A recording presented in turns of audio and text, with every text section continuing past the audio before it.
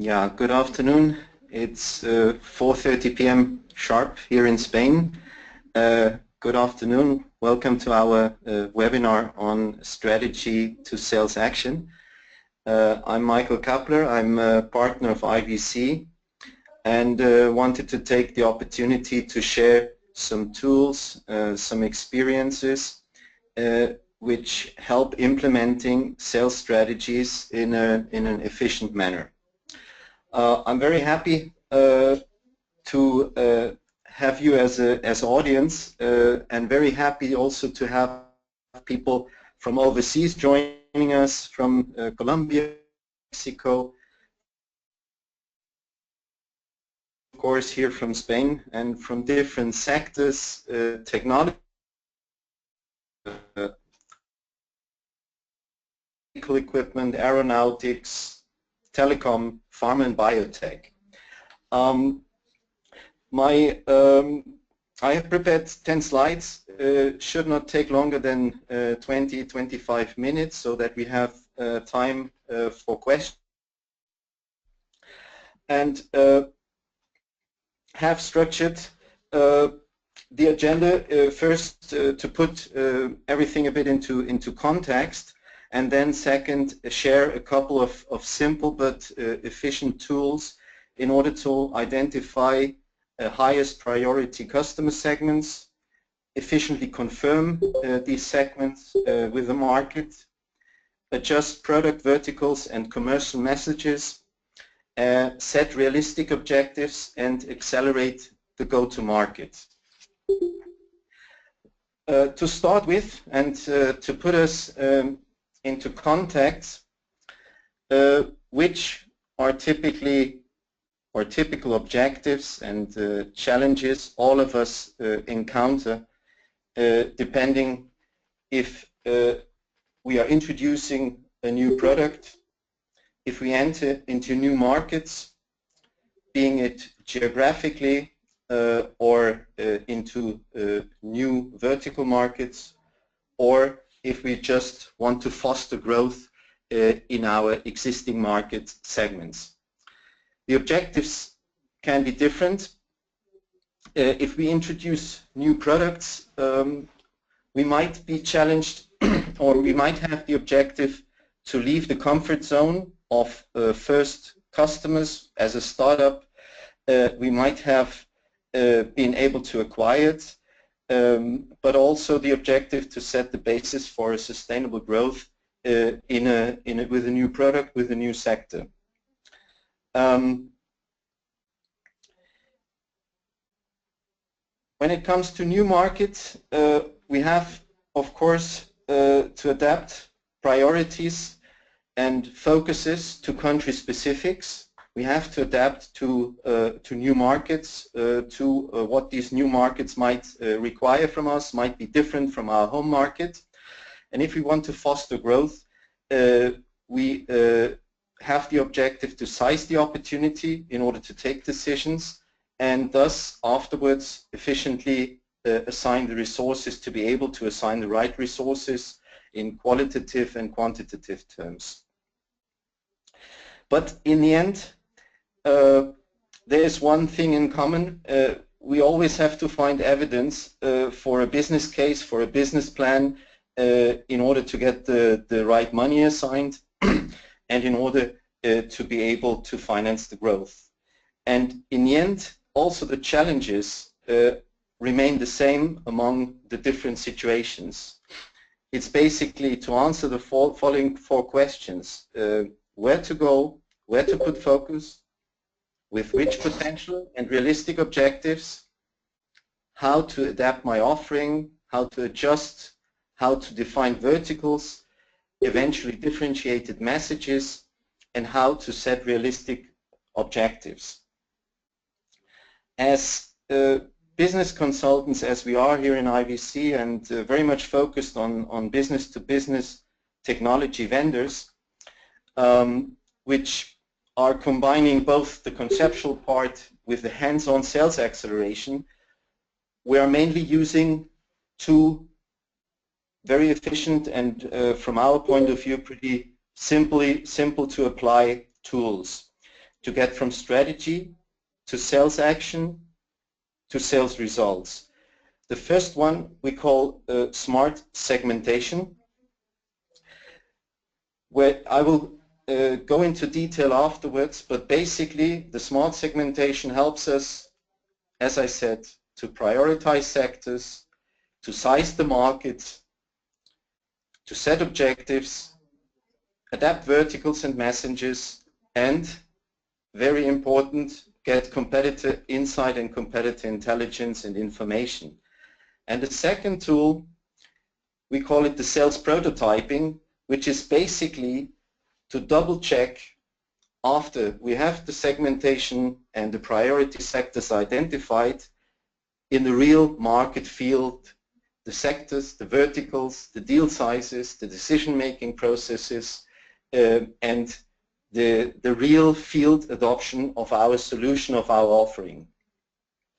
On the following slides I will explain both these tools more in detail, and you will see that it can be applied even as a sort of cooking recipe, and looking at the different sectors you're coming from, it can be applied in all sectors, in all technology sectors where you're challenged with a certain complexity in different dimensions in order to identify highest priority sectors and verticals. So how does smart segmentation work? Let's say you are a technology vendor, an IT vendor, and you have the objective to outpace the #1 in the market. You have to outpace the leader, and you have to set up a sales campaign. So where would you start? You would identify target sectors.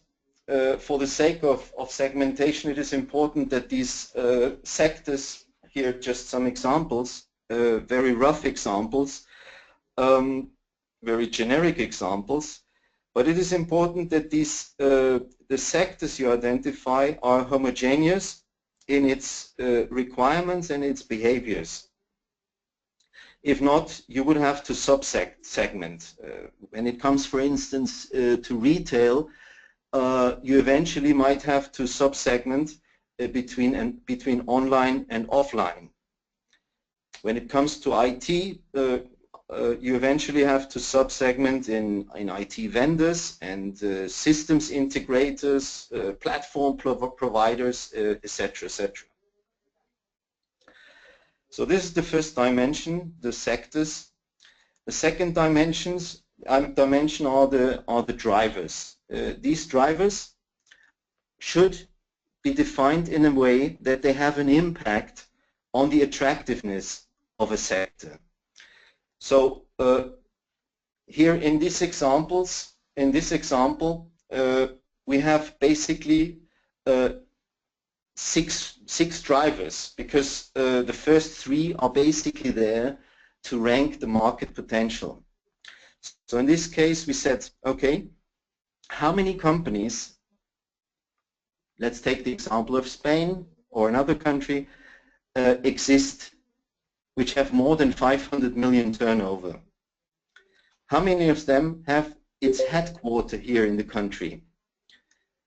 And what would be an average deal size in order to identify the market potential of each of these sectors?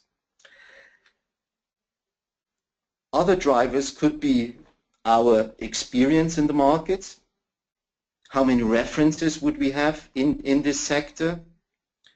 The competitor presence in that sector. You can either rank it, the more competition you got in a sector, the more attractive it might be, but you also could rank it the other way around if you're looking for blue oceans.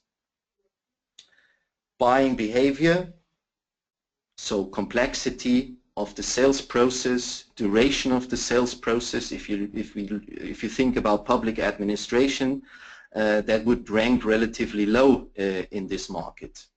Emerging trends which could impact on the buying behavior, on the pains, on the technology adoption in the different sectors. If you think about machine learning, IoT, big data, cloud computing, mobility, security, etc., which are emerging trends which could have an impact, and you could weight as sub-drivers within these emerging trends.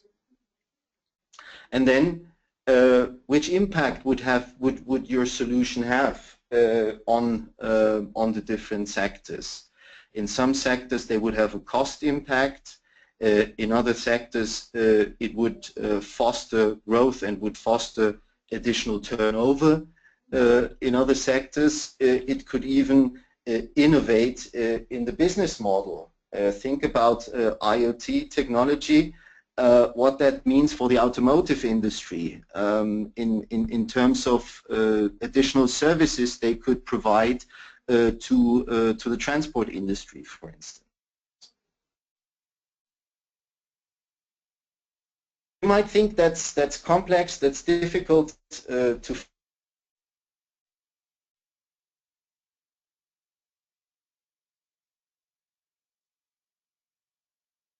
that this is not that difficult. There's a lot of information publicly available on internet. You will see that in your own organization you will also find a lot of information in your CRM system, in studies you might have acquired in other departments. You also can take experiences from other countries, from similar businesses within your organization, competitor information. There's a lot publicly available, sector reports, public statistics, etc., etc. And in the end, what you get is a table of information where you start ranking and where you start finding out which of the sectors are the most attractive ones for your product, for your solution. And you make an overall ranking according to weightings, however you believe which driver is more important. Of course, the market potential in terms of dollars is important, might be very highly weighted, but in the end you find out here in this case that finance would be the most attractive sector for this solution.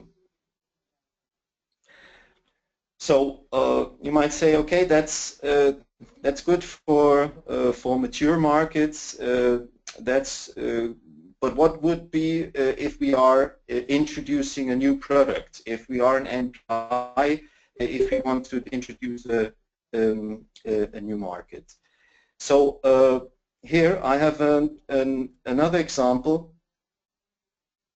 I jump over that. For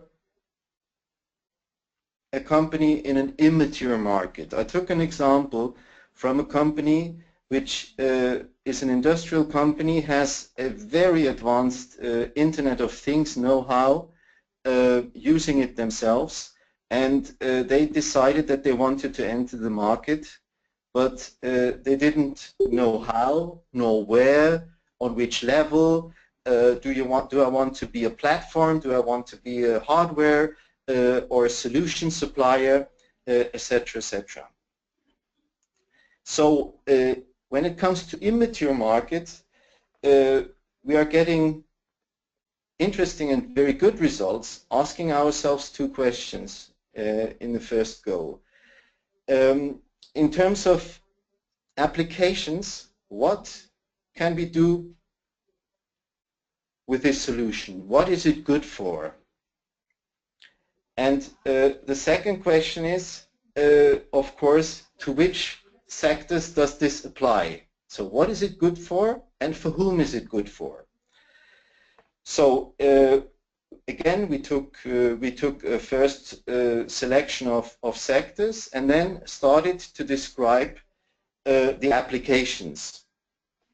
So what is it good for? What main applications are these IoT applications good for? And in this case, we very much focused on industrial IoT applications. So here in this case, field workforce, fleet management, safety, security, business analytics, inventory, facility management, etc., etc. And what we did was a very simple exercise, and said and named and counted the applications we could find. So for field workforce and fleet management, we just counted the number of applications for each of the target sectors in order to find out where are most applications, who has the greatest advantage of introducing IoT technology in its industry. So we see that the most applications are in logistics and transport, which is not a big surprise, but we expected much more from other industries, for instance from agriculture and farming or from industrial manufacturing. But this was not the case. So as I said, a very simple exercise, just counting the possible applications of a solution. In this case it was the IoT solution. And then we combine it with additional drivers. Again, we count the number of companies. Here in this case the cut was lower, beyond 30 million. Which are the power applications? And the power applications in this industrial environment were smart inventory, fleet maintenance, etc., etc. What is the potential value of IoT for these companies? How does it strategically fit? What is the early adoption level? So identify first pilot projects and the level of competition. How many competitors, how strong are these competitors, even large companies entering into these applications, into these markets. And in the end, again, you get a ranking. So the combination of the number of applications and the additional drivers brought us to the decision that industrial manufacturing eventually is more interesting than logistics and transport. It's still number 2 together with energy and utilities, but industrial manufacturing was the sector we started to focus on with this company, which started really in a completely new sector, because their traditional sector was industrial manufacturing, but not IoT solutions. So in summary, what we've been seeing is a quite powerful tool to identify in a simple manner priority customer segments, to identify them, to rank them, to size the market, to identify main verticals, and get top level information on the competitor. On the competitors. But before this goes into the commercial rollout, we typically apply an additional step, an additional filter, in order to confirm the sectors, to confirm this information, but more importantly, even to gain additional, more qualitative insights. So we call that the sales prototyping, and this is the second tool I wanted to share with you. We call it the client discovery. So basically what we do is we select a sample based on the segmentation, a sample of companies of the highest priority sectors, and go out, make appointments with them, make real appointments, real sales appointments with them, present the solution, but use the opportunity to ask discovery questions. And these discovery questions can differ, but we ask them what is the current solution they are using, What level of interest do they have? What plans do they have? What are their pains? The motivations of the interest? Is it more technical? Is it strategic? Very important, because that helps you to later on identify the right interlocutors if you go more for the strategic buyer or for the technical buyer. Feedback on the value proposition. They explain the decision-making process, how that works, with whom you would have to talk, how long that takes, what is the sequence. Critical success factors. The average deal size helps you to reconfirm your business case, and additional competitor intelligence.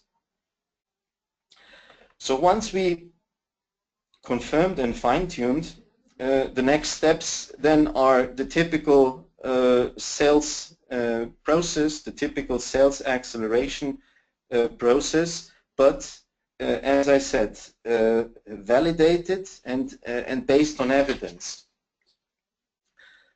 which also helps us to get, to get the buy-in from our superiors.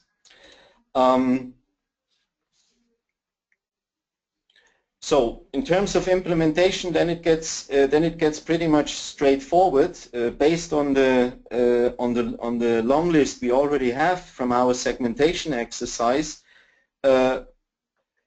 We fix sales objectives, count the numbers of accounts we need to reach objectives, because we already know the average deal size. We start shortlisting them.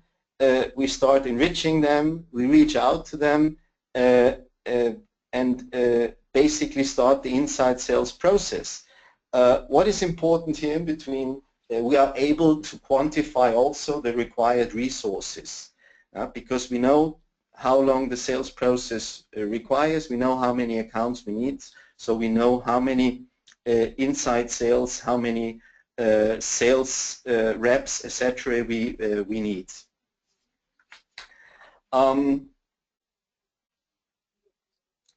What are the critical success factors to that this works? Both on the analytical, in the analytic phase, but also in the commercial rollout.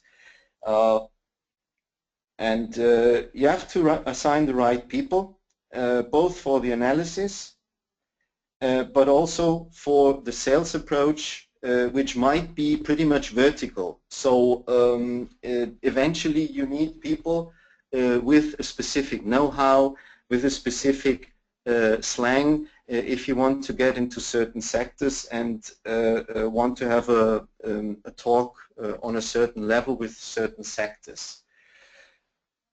Make realistic amount of time available. Also very important, you cannot expect that this happens without making the time available of the right people in the right amount. Set realistic objectives, and I say over time, because you have to be patient. If you go to enterprise accounts, and depending on the sector, this might take time. So eventually you will have to revise your quarterly objectives and set interim objectives where you can monitor how you are advancing in reaching the sales objectives. Put the right systems in place. You might eventually have to adapt your CRM system, regular coordination and follow-up meetings, because sometimes this is a long runner exercise, basically this is not a quick win. This is strategic. This is really based on evidence, and this is really an approach which brings you to success. But you have to have the breadth to stand it, depending on the target sector you want to approach. So just to finalize, I have a few minutes left, and we want to have some questions, some discussion with you as well. You might ask yourself, where do these guys know this from? I mean, some of you already know us, others not. So basically, This is part of our value proposition, working alongside sales acceleration, generating more business, combining conception with proof of concept and the rollout of sales as part of our global value proposition, which is not only generating more business but also talent management and payroll administration, outsourcing, back office outsourcing services in finance, and tax and legal compliance. We are currently managing some 250 companies in the back office, and currently on an ongoing basis some 50 companies in business acceleration. So this is it from my side. Very much appreciate if you have questions right now or later on. The chat is open. I think the microphones can be also open, so we might have a brief discussion.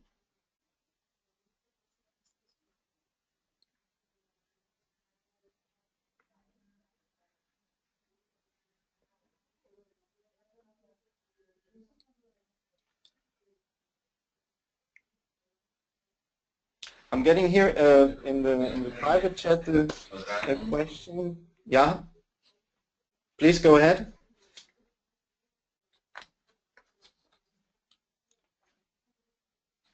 In the private chat was a question. This smart segmentation. How much time does that take? We are normally in a rush when we have to go for sales. The smart segmentation should not take longer than 6-7 weeks if you do it right. If you take the right drivers after having checked how difficult or how easy it is to get the right information, and eventually even spend some money to get information, for instance, on companies' turnover, Dun & Bradstreet's, etc., etc.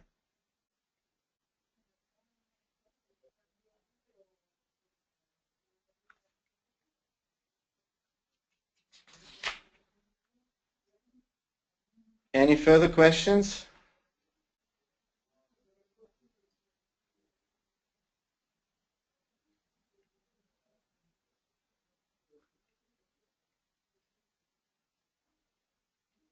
Okay.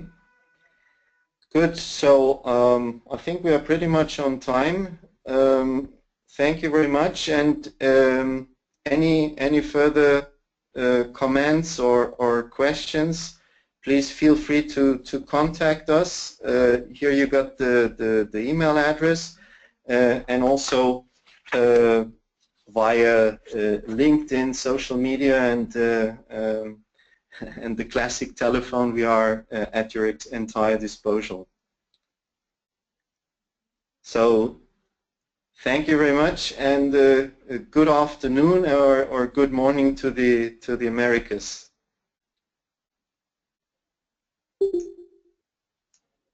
Thank you. Bye-bye.